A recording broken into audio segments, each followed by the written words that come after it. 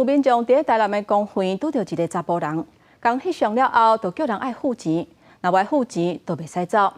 台南的警方接到消息了后去调查，警方讲目前是还无民众报案，不过迄个查甫人若有硬讲讨钱的行为，就可能触犯强制罪。 这个查甫人派相机，甲两个查某囡仔伫台南公园一定换地点翕相，好亲像朋友佚佗翕相。不过警方赶来关心。You ask him photo for you?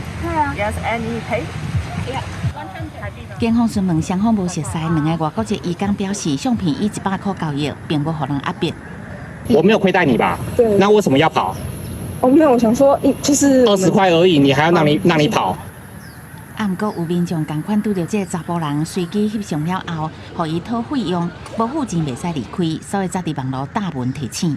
是变相是在情绪勒索你，就是说，我帮你拍照，你一定要给我钱。可是如果你是要收钱的，你应该在拍照之前就事前讲。这个无钱破要紧啊！伊若讲收费我偌济啊，人有意愿，你互人安尼尔。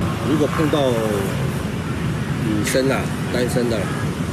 口气就不大好，所以我就被反映，就有人反映了，然后我就去找他，警告他。礼拜台南公园真闹热，大阵印尼移工庆祝印尼国庆，公园巡逻警卫嘛提醒这个查甫人定定伫公园出现，主要锁定外国籍移工也是查某囡仔，类似的状况已经接到几多件投诉。该男子行为可能触犯刑法强制罪及社会秩序维护法，妨碍安宁秩序，将主动调查。 监视器追查，如果行为属实，将依法就办。警方表示，初步调查，这个查甫人也无违反民众的意愿，已经透露身份资料。若做民众互人强讨钱，会当报警，嘛会加强台南车站公园也甲转运站的巡逻。记者综合报道。